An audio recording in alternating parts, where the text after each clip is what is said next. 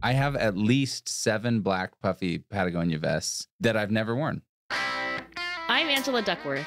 I'm Mike Maughan. And you're listening to No Stupid Questions. Today on the show, how much personal space do you need? Rule of thumb, if you can touch me, you're too close.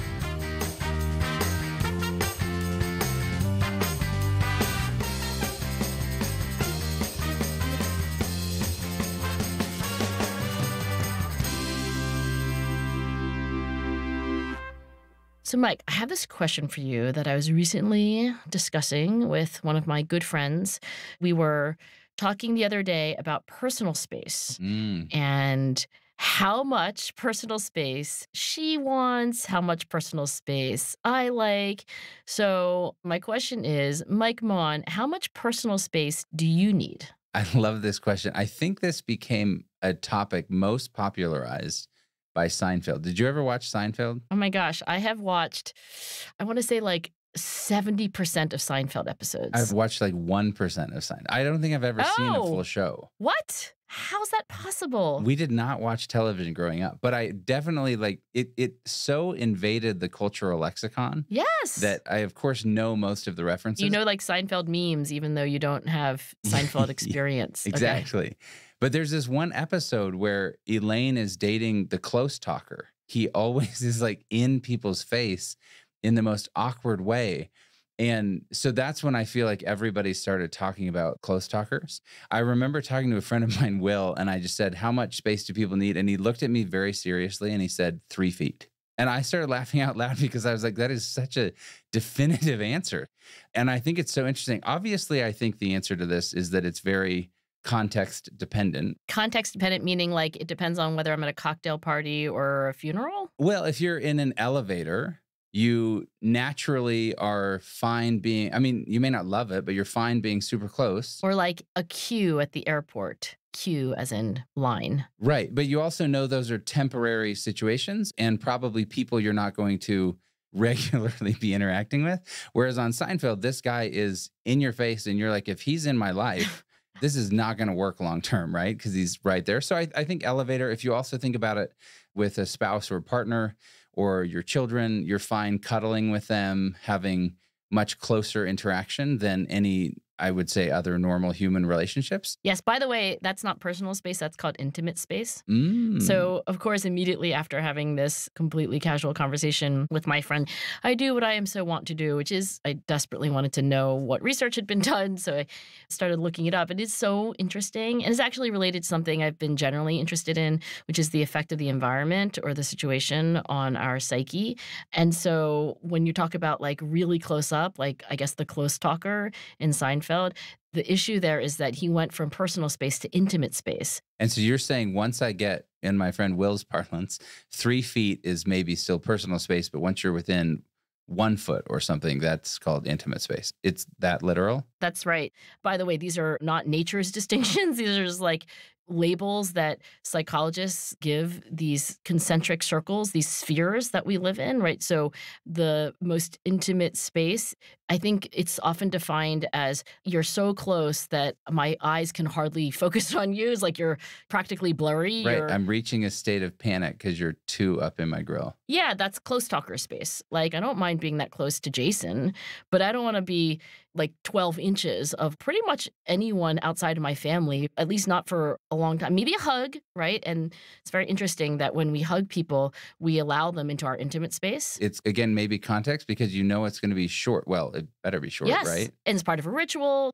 But, you know, if somebody hugged you and then just like kept hugging you yeah, no thanks. For like 5 minutes, it would be weird. And I do want to credit the first psychologist who I think actually made this distinction between intimate space and then personal space. And then, by the way, social space. And then the last sphere, the biggest bubble, is public space. This was a psychologist named Edward Hall who published this book called The Hidden Dimension on human personal space. And that was in 1966. I think his earliest observations actually weren't about people. They were about animals, or as we psychologists like to call them, non-human animals, because humans, of course, are animals.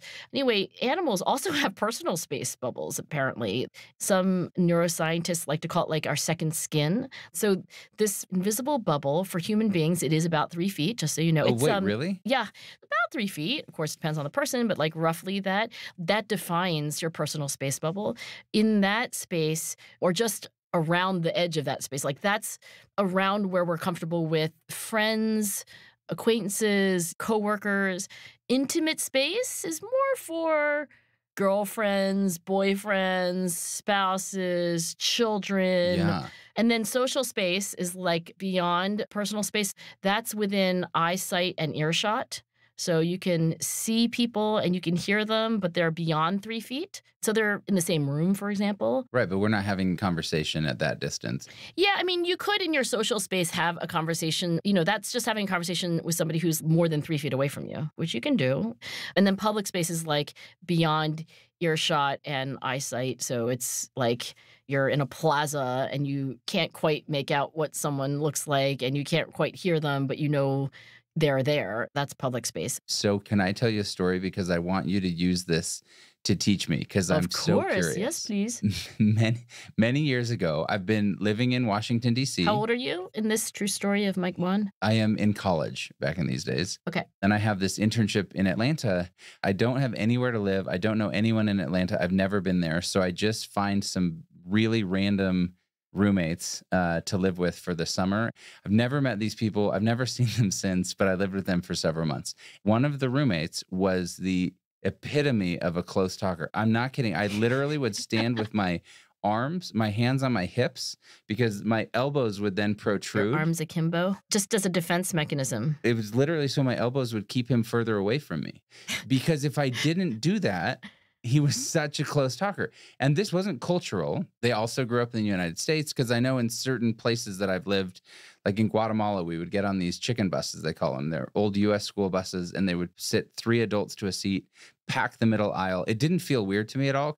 It felt very normal, because that's just how everyone got around. And my personal space, while I was cramped and touched in every place by humans, right? Just because you're so tightly packed, it didn't feel bad to me. But this roommate in Atlanta was such a close talker.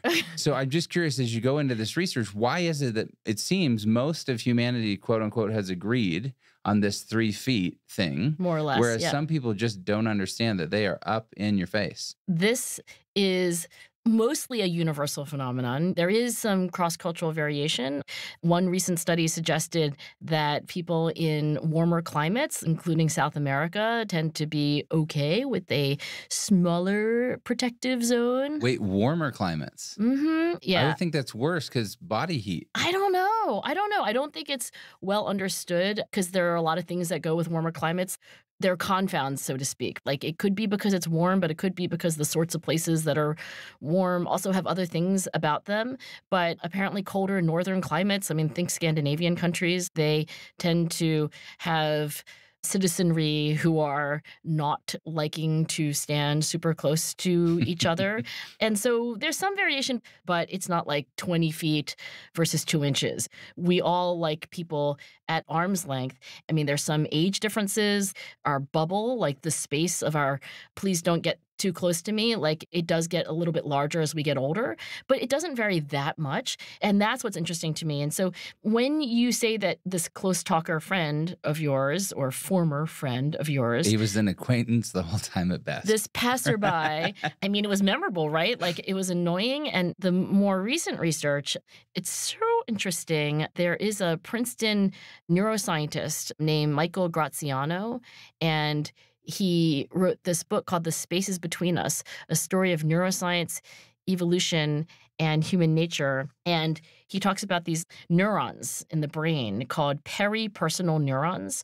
And they kind of go off when somebody steps into our personal space. So they're like monitoring the force field. And one of the conclusions that you can draw from the neuroscience of personal space is that it's really a protective mechanism that probably evolved for not only human beings, but for other animals. Like, when somebody is in your personal space, whether you're a hyena or a human, you're potentially going to get attacked, right? Like if somebody is closer than arm's length, they could hit you with their arm. So the idea is that this set of neurons, the peripersonal neurons, are basically protecting us from invasions. And I think that's why close talkers, like this acquaintance of yours, like it's so bothersome. I think it's very primitive. I think it's probably even nonverbal. We have like a visceral response to people being too close to us. You say evolutionarily it developed maybe as this protective mechanism because I could be attacked.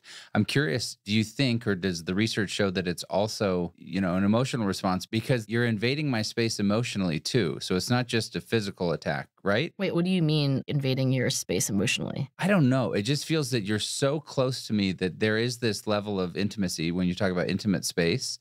So I can't say that I felt like with this roommate or other people that I was going to be physically attacked, but more so I felt like they were in an emotional space that I was like, this is not a place where you get to enter. And I feel like you're trying to connect with me in a way that I don't want to connect with you. Right. Like, yo, get out of my personal space. You're practically in my intimate space. And I didn't have the language for it then, but yeah. Well, I think that when we have emotions and when our bodies do things like release adrenaline and cortisol, which are stress hormones. And by the way, there is a connection between personal space and stress and anxiety. So the more anxious and stressed you are at the moment, your bubble grows, right? Like you want people to stay farther away from you. It's also true, by the way, that more anxious people tend to have bigger personal space bubbles. So I don't know that when you have those reactions, the stress response, adrenaline, cortisol, I don't know that it has to be for some rational reason in the moment. So many of the things that evolution has given us as defense mechanisms were just like programmed from years and years and years of trying to survive. I don't think it's a modern day phenomenon where people who are closer than 3 feet like hit you over the head and take everything you have. So with this annoying roommate who's sidling up to you and getting in your personal space, getting close to your intimate space, I think maybe it's creating an emotional response that originally was because of physical threat, but now is something that's just a kind of legacy of that. All that said, I also think when we talk about these 4 concentric bubbles that we all live in, I've got my intimate space bubble, I've got my personal space bubble, then there's social space, and then this last bubble, public space. Like these, I think, are in some ways like physical metaphors for how quote unquote close we feel to other people. Like your then acquaintance was standing next to you the way a best friend would, or like your brother or your mother. And I think knowing what circle you're supposed to be in is part of social intelligence. Like Michael Graziano writes poignantly about his son not actually having the ability to detect other people's personal space bubbles the way we all intuitively do, or most of us do, which led to a lot of misunderstanding. I think his school wanted to get him kicked out. I mean, like other students were complaining, and Michael and his wife actually had to make a legal case that this was a kind of learning disability in a sense, or a special accommodation needed to be made so that his son could learn to respect other people's boundaries, which he eventually did. So, you could learn, in a way that's maybe other people don't need to because it's intuitive to them. So maybe the person that you're talking about, or the close talker type characters that Seinfeld was ridiculing, maybe if they're just told, like, hey, rule of thumb, if you can touch me, you're too close. And in fairness, I was too immature or whatever at the time, but clarity is kindness, right? And I never gave any sort of feedback. Ooh, I like that. Clarity is kindness. I'm stealing that immediately. Do not credit me. I'm sure someone else came up with it. But it's this idea. I never gave feedback. And to your point of knowing who to invite in which space, one of the most stressful experiences I've ever had, and I'm not going to name the individual, but as you know, at Qualtrics, we put on these huge conferences, and we've brought everyone from Oprah Winfrey to Barack Obama to Richard Branson. To Angela Duckworth. To Angela Duckworth. Just saying, from Oprah Winfrey to Barack Obama to Angela Duckworth. We summited the mountain with Angela Duckworth. Yes, exactly. But we had an individual who was the closing keynote on the final day of the conference. We've got, 10,000 people in the audience, and the person is nowhere to be found. What do you mean nowhere to be found? Not answering their phone, not on site. Like they haven't even come. They're not like off in the bathroom. All I know is that their plane landed and it's like 10 minutes before they're supposed to show up, 7 minutes, 5 minutes, and I've got nothing left. We don't even know what to put on stage. There's no alternate. No, and there's this man on stage and we keep, every time he looks away from the clock, we like add 2 minutes so he thinks he has more time. But what was interesting about this experience is you're saying when you're stressed, when you're whatever, I did want most people away from me, but there was one person and I just went and grabbed them and I said, hey, I need you here. And they said, awesome. How can I help? What do you want me to do? I said, there's nothing for you to do. I just need you by my side. You wanted them to just physically be in your personal space, right? If they're right by your side. Maybe even you would call it intimate space. Maybe intimate space, somewhere between intimate space and personal space. Yeah, I just needed something steady in the midst of all this chaos. I just needed somebody there, even though there was nothing for them to do. Did they put their arm around you? Did they touch you gently on the forearm? Did they pat your head? I mean, did they do anything that involved that kind of assurance, like physical touch? I have no memory of any physical touch. There was just the comfort of like a steady presence in the midst of like total chaos. Also, you need to tell me the ending of that story. So what happened? Fair point. The person showed up with like 2 minutes to spare. There was no prep. There was no hello. Incredibly charismatic person, crushed it on the stage. Interesting. Everybody loved this individual in the photo line, and I hope to never work with them again so long as I live. Oh my goodness. Still to come on No Stupid Questions, Mike and Angela discuss how the way you manage your personal space can affect your health and success. It's not rational, and I actually know it's worse for me, but I keep doing it.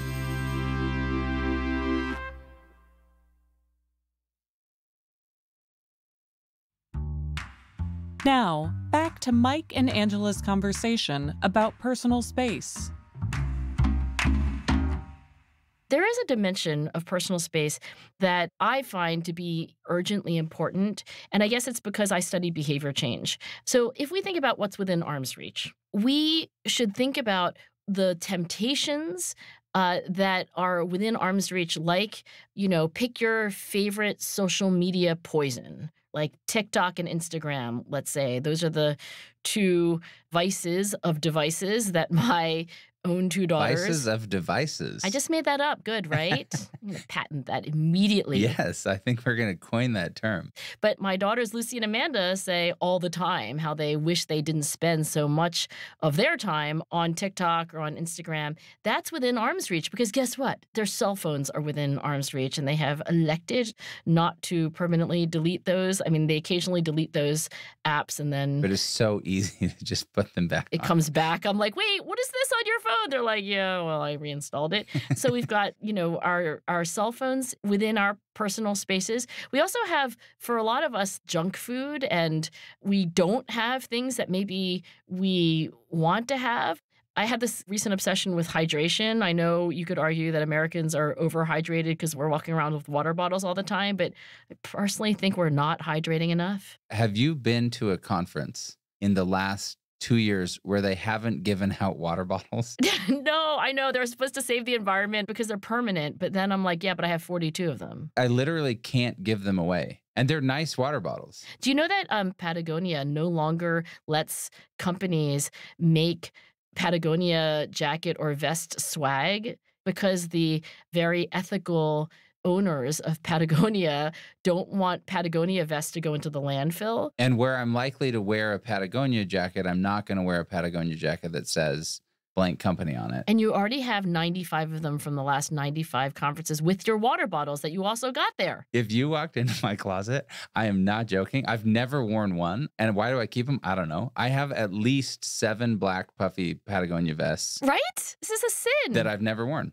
Okay, my point was about hydration. Okay, sorry, yes. Even though we have all these like branded water bottles that we've gotten at conferences, and I don't think I'm drinking enough water. I feel like my mother-in-law is not drinking enough water. I occasionally text her and my own mother and say, like, you could be getting dehydrated right now. Go drink some water. So if hydration, for example, is something you would like to do more of, then in your personal space, within arm's reach, there should be a water bottle. And like, if you want to read more, then within your personal space, within arm's reach, should be a book. If you don't want to be on Instagram or TikTok, then within your personal space, there should not be your cell phone with an app. So we have this evolutionary machinery. We have these peripersonal neurons that serve a social function. But I think there's also a self-control dimension of personal space. And I think we should be very intentional. We should design our personal space. We should exclude devices and vices, or at least the devices that are vices. And we should decorate our personal space with the things that we want to do more of. That's, to me, actually, the aspect of personal space that's most interesting. And I think even on the fridge level, when I open the fridge, whatever's at eye level, I'm going to eat more of than whatever's down in the bottom drawer. In essence, you're talking about nudges, right? Yeah, if you mean, and I think you do, right, nudges, as Richard Thaler, the Nobel laureate economist, would define them, these small changes to the physical choice environment that we have usually made for us by policymakers, but can also be administered to ourselves. Now there are, I think, dozens, maybe even hundreds of governments around the world that have nudge units trying to figure out all kinds of opportunities to nudge the public into making healthier choices. But also, I like your example, Mike, because we do open up our refrigerator. Like, what's at eye level and what's accessible and what's on a really high shelf and a pain to get to, or what did you not even buy in the first place so it's not in your house? So I surveyed thousands of teenagers across the country, and I asked them to imagine that they had to study for a big test and that they had a choice of where they would put their phone and in what position. So it was multiple choice. The first option was next to me with the screen up and the sound on. Next option was next to me, screen down, sound off. Third, my phone is near me, out of sight. Fourth, in my room, out of sight and reach. And the last choice was in another room. So just a single question. And by the way, Mike, if you could channel your inner teenager, what would you say your option would be if you were studying for a big test? Like, where would your phone be and in what position? I think I would lie to myself and you and say in another room, because I know that's the right answer if I'm studying for a test. Given how I most often do it, it's probably on the table, face side down. Here's what I've learned, though. Nobody has to have their cell phone all the time. Like, you've taught me about catastrophizing. I think sometimes we do that with our phones. Like, even if you just have a group of people hanging out at your house and you're all having dinner and the kids are with babysitters, every single parent is like, well, but what if something, like, you can't just put your phone away. So true. Whereas, like, in the past, they'll call if something's like terrible. Otherwise, let the babysitter do. You have a trusted person there. We have this idea that, like, I have to have my phone all the time. What if? What if? No offense. None of us are that important. And most things are not that urgent. I want to tell you what the teenager data said, and then I want to address the what if problem, which I am definitely guilty of. So in the data from these teenagers, we actually had the report card grades from their schools. Oh. So we could match what position they chose to put their phone in a studying scenario, which of course all students have been in. Sorry, let me clarify though. Are you asking them what they think they should do or what they actually did when studying for the test? We asked them what they typically did when actually studying for tests.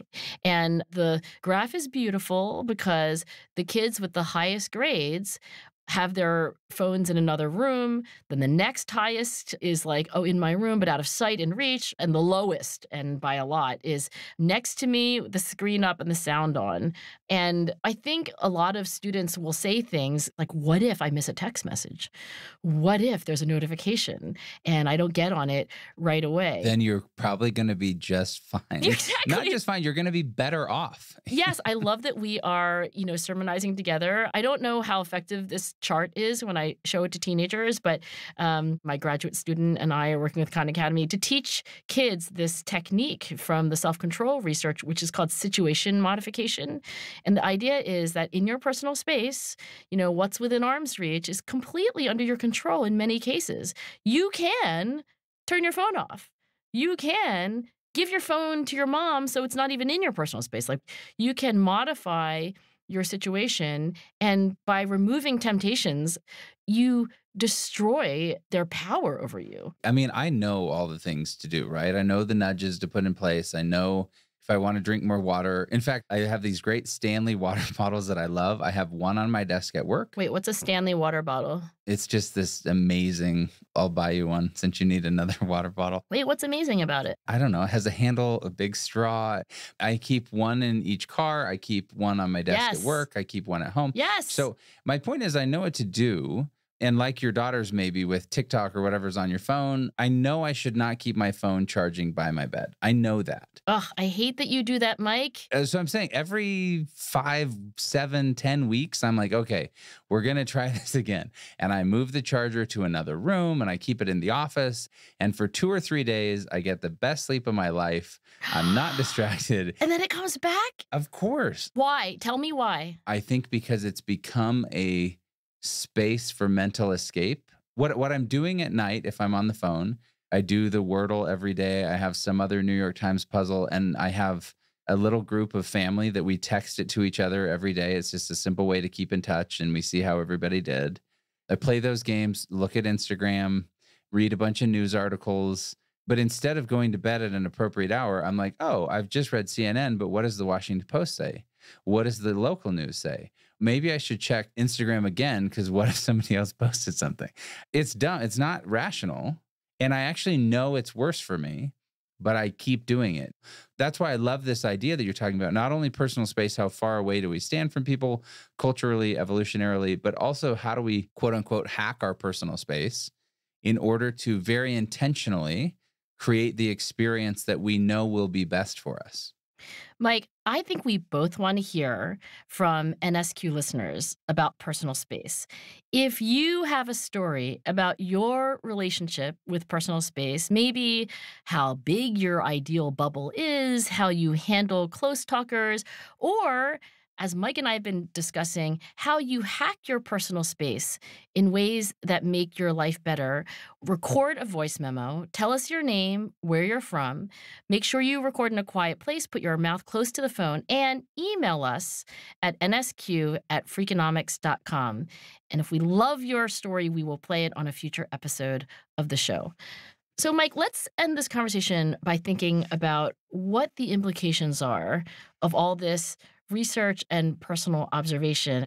I want to say that when I think of this bubble that we live in, when I learn that I have neurons in my brain that kind of like go off when somebody enters this bubble, I guess I'm glad that evolution gave me this like alert system.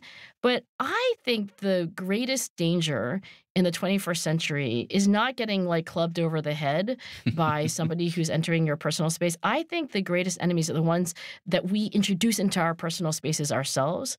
I think the greatest enemies are TikTok and Instagram and all the other things we blow away hours and hours of time, then end up feeling worse about ourselves afterwards. I think it's cheap and easy to eat food that we tend to have at arm's length when we're watching TV or working. And I am resolving to take control, Mike, to take control of that personal space. And I'm going to commit to you that I will spend at least 3 hours on TikTok tonight searching how to better hack my personal space. This episode was produced by me, Rebecca Lee Douglas. And now here's a fact check of today's conversation. Angela says that Edward Hall was the psychologist who first made the distinction between intimate space, personal space, social space, and public space. But Hall, who passed away in 2009, was an anthropologist, not a psychologist. In his 1966 book, The Hidden Dimension, he introduced the idea of proxemics to describe the study of interpersonal spatial behavior. And he actually refers to these concentric bubbles as distances, not spaces. So, intimate distance, personal distance, social distance, and public distance. Angela defines the latter as beyond earshot and eyesight. However, Hall defines public distance as greater than 12 feet. For the majority of people, 12 feet is within both earshot and eyesight. Also, when introducing Hall's research, Angela says that his first observations were regarding non-human animals. This is incorrect. As an anthropologist, Hall only studied human animals. Angela was likely thinking of Hall's contemporary, Heine Heidegger, also known as the father of zoo biology, who was influential on Hall's thinking, and whose work Hall discusses in The Hidden Dimension. Later, Mike says that Angela shouldn't credit him for the idea that clarity is kindness, because he thinks that someone else may have come up with it. Mike probably got this phrase from Brené Brown, whose renowned TED Talk on vulnerability he referenced in episode 157. In her 2018 book, Dare to Lead, Brown writes that she first heard the phrase clear is kind, unclear is unkind at a 12-step meeting. She writes that it resonated with her because, quote, most of us avoid clarity because we tell ourselves that we're being kind, when what we're actually doing is being unkind and unfair. Finally, Angela says she wants to patent the phrase vices of devices. That would be impossible. Under U.S. intellectual property law, patents are reserved for technical inventions. She probably meant to say she wants to trademark the phrase. And if so, according to the United States Patent and Trademark Office database, a trademark on vices of devices has yet to be registered. That's it for the fact check. Before we end today's show, let's hear some of your thoughts about last week's episode on whether it's better to be a big fish in a little pond or a little fish in a big pond. Hi, Angela and Mike. My name is Kirsten. I'm from Miami, and I had an experience as a small fish in a very big pond. I had been a swimmer my entire life, and on my high school team, club team, I was one of the best swimmers on the team, but I knew I wasn't good enough to swim at a Division I school. I was getting recruited by Division II and Division III schools, but I decided to go to a Division I school anyways to pursue the major I was interested in, so I decided to walk on to the swim team, and I was hands down the worst swimmer on that team. I didn't have the Kobe Bryant mentality of I'll work harder and I'll become faster than these people because I just didn't have the talent or physical ability to do so. But I really believe that training with such an elite team made me better than I could have been otherwise. My personal times improved so much, and it really freed me from a fear of failure because even though I came in last in every race, I was able to see that it was still a success for me personally. That was Kirsten Rissover. Thanks so much to her and to everyone who sent us their stories. And remember, we'd love to hear about your relationship with personal space. Have you ever had to face a close talker like Mike's roommate? Or do you have strategies for hacking your bubble like Angela? Send a voice memo to nsq@freakonomics.com and you might hear your voice on the show. Coming up next week on No Stupid Questions, why would a successful person feel the need to stick it to the little guy? Alarm clock starts ringing. Who could that be singing? It's me, baby, with your wake-up call. How do you like me now? That's next week on No Stupid Questions. No Stupid Questions is part of the Freakonomics Radio Network, which also includes Freakonomics Radio, People I Mostly Admire, and The Economics of Everyday Things. All our shows are produced by Stitcher and Renbud Radio. Lyric Bowditch is our production associate. This episode was mixed by Eleanor Osborne. We had research assistance from Daniel Moritz-Rabson. Our theme song was composed by Luis Guerra. You can follow us on Twitter @NSQ_show and on Facebook @NSQ Show. If you have a question for a future episode, please email it to nsq@freakonomics.com. To learn more or to read episode transcripts, visit freakonomics.com/NSQ. Thanks for listening.